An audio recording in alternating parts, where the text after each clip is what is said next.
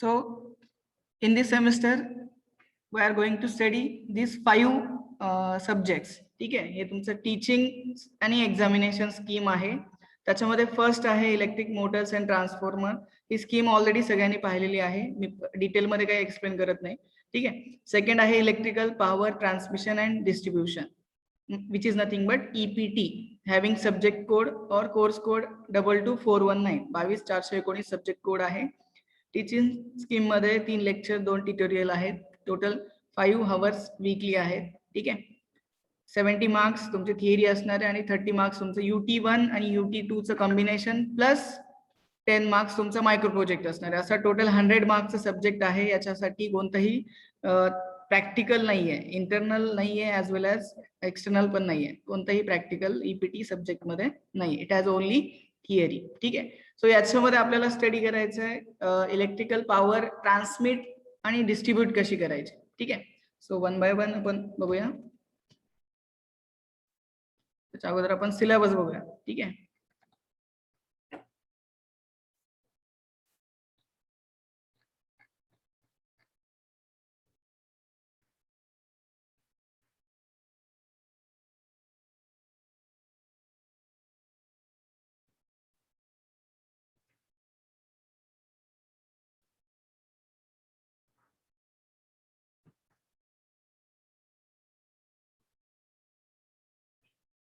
So before starting subject, this is our syllabus. ठीक आहे. So subject code आहे 22419. याच्यामध्ये मेन इम्पॉर्टंट थिंग आहे कोर्स आउटकम्स. ठीक आहे. What are the course outcome, म्हणजे हा सब्जेक्ट शिकल्यानंतर तुमच्याकडे कोणते आउटकम भेटणार आहेत. ठीक आहे. पूर्ण सिलेबस झाल्यानंतर which is basically industry oriented. हा कम्प्लिटली इंडस्ट्री ओरिएंटेड CO भेटणार आहे तुम्हाला. त्याच्यामध्ये फर्स्ट आहे interpret the normal operation of electric transmission and distribution system. म्हणजे whatever that transmission distribution system ही नॉर्मली ऑपरेट होतीये की नाही हे आपल्याला समजणार आहे याच्यामध्ये. देन नेक्स्ट आहे maintain the functioning of medium and high voltage transmission line. ठीक आहे. Medium and high voltage transmission लाईनचं फंक्शनिंग आपल्याला मेंटेन करायचं. Then interpret the parameter of extra high voltage transmission line. Then next है D, maintain the functioning of low voltage AC distribution system. Next maintain the components of transmission and distribution line. By completing this syllabus, म्हणजे हा syllabus complete झाल्यानंतर आपल्याला कोणकोणते course outcome, या course मधनं कोणते outcome भेटणार आहे ते आपल्याला याच्यामध्ये दिसतंय. ठीक आहे. हे आपले 5 आउटकम आपल्याला भेटणार आहे. देन इथे पुन्हा टीचिंग एक्झामिनेशन स्कीम आहे, दॅट वी ऑलरेडी डिस्कस्ड. ठीक आहे. Then next, so actual syllabus unit number 1, basics of transmission and distribution. ठीक है. whatever that basics of transmission distribution, basics nothing but what do you mean by transmission, what do you mean by distribution, what is single line diagram of transmission and distribution system. ठीक है. that all the topics that we have to study in unit number 1. ठीक है. याच्यामध्ये 1.1 तुम्ही बघू शकता, single line diagram of your electrical transmission and distribution system. म्हणजे जे आपण सिंगल लाईन डायग्राम ड्रॉ करायचं. Single line diagram nothing but representation of your power system. जे काय पॉवर सिस्टम आहे, पॉवर सिस्टम म्हटलं तर जनरेशन, ट्रान्समिशन, डिस्ट्रीब्युशन हे एका लाईन मध्ये ड्रॉ करायचं, which is nothing but your single line diagram that we have to study. Then second आहे याच्यामध्ये क्लासिफिकेशन ऑफ ट्रान्समिशन लाईन. आता क्लासिफिकेशन ट्रान्समिशन लाईनचं कोणकोणत्या बेसिसवर होतं ते आपल्याला डिटेलमध्ये याच्यामध्ये बघायचंय. त्याच्यामध्ये फर्स्ट आहे voltage level depending on the length. त्याच्यामध्ये शॉर्ट, मीडियम आणि लॉंग असणार. डिपेंडिंग ऑन व्होल्टेज लेवल त्याच्यामध्ये low voltage, medium voltage, high voltage, extra high voltage हे व्हेरियस टाइप्स आहेत. त्याच्यामध्ये ते डिटेलमध्ये आपल्याला स्टडी करायचं याच्यामध्ये. Then 1.3 classification of transmission line depending on the voltage and length. ठीक आहे. हे ऑलरेडी सांगितलं. देन नेक्स्ट आहे याच्यामध्ये characteristics of high voltage power transmission. म्हणजे हाय व्होल्टेज पॉवर ट्रान्समिट का करायची किंवा त्याचे कॅरेक्टरिस्टिक्स काय आहेत. ठीक आहे. Then next is methods of construction of electrical supply transmission system. म्हणजे कोणकोणत्या मेथड्सने आपण ट्रान्समिशन सिस्टम डेव्हलप करू शकतो किंवा कन्स्ट्रक्ट करू शकतो. Similarly methods of construction of distribution system. ठीक आहे. आता ट्रान्समिशन मध्ये बघितलं तुम्ही, इथे व्होल्टेज आहे 110 केव्ही, 220 केव्ही, 400 केव्ही, आणि डिस्ट्रीब्युशनचं voltage as you can see comparison. ठीक आहे, डिस्ट्रीब्युशनचं व्होल्टेज किती आहे? 220 वोल्ट, 400 वोल्ट, 11 केव्ही आणि 33 KV, maximum up to 33 KV पर्यंत डिस्ट्रीब्युशन होत आहे. ठीक आहे. Then unit number 2 is transmission line parameters and performance. ठीक आहे, सेकंड युनिट मध्ये आपल्याला बघायचे ट्रान्समिशन लाईनचे पॅरामीटर्स कोणते असतात आणि परफॉर्मन्स स्टडी करायचा. आता पॅरामीटर म्हणजे काय? जसं ऑलरेडी आपण सांगितलं, इलेक्ट्रिकल मध्ये पॅरामीटर आहेत, resistance, inductance, capacitance. Similarly transmission line has a parameter resistance, inductance and capacitance. Additionally, transmission line has one more parameter, that is conductance. ठीक आहे, कंडक्टन्स म्हणजेच काय? opposition of or opposite to the resistance. Resistance म्हणजे काय? opposition to the flow of current. Resistance हा flow of current ला oppose करतो. But in case of conductance, conductance काय करेल? करंटला फ्लो होण्यासाठी मदत करेल. म्हणजे रेझिस्टन्स आणि कंडक्टन्स हे तुमच्या एकमेकांच्या अपोजिट प्रॉपर्टी आहे.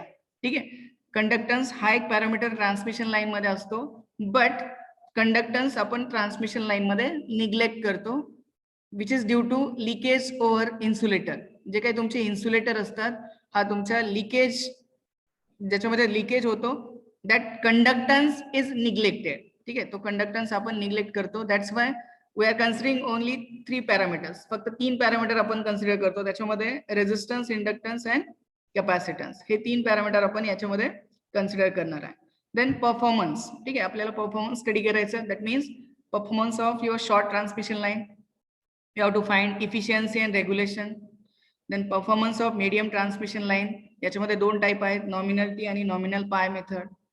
ठीक आहे. Then transposition of conductors. Transposition म्हणजे काय? कंडक्टर RYB फेजला अल्टरनेट करतात, which is nothing but transposition. ते आपल्याला डिटेल मध्ये बघायचं आहे. Then next is skin effect and proximity effect, that we have to study in this second unit. Then third is extra high voltage transmission. ठीक आहे, जे काय आपलं normally 11 kV, 12 kV, 22 kV, this is high voltage transmission. Then extra high voltage transmission, याच्यामध्ये EHVAC nothing but your extra high voltage transmission.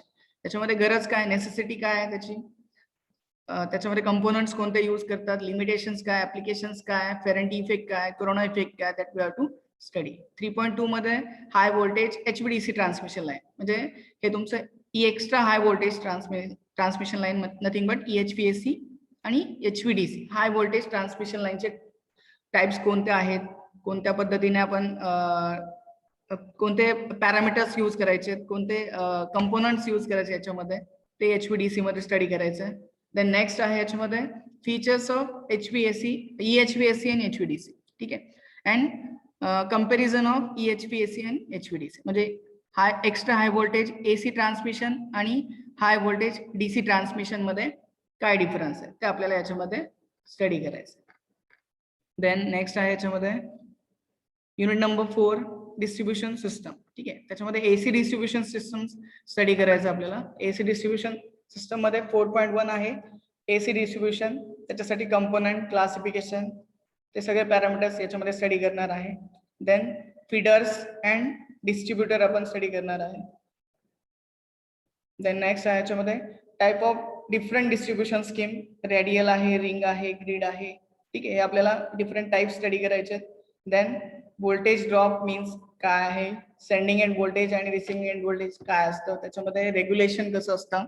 ठीक आहे, that all we have to study. Then 4.5 मध्ये distribution substation, त्याच्यामध्ये site selection आलं, classification आलं, advantage, disadvantage आलं.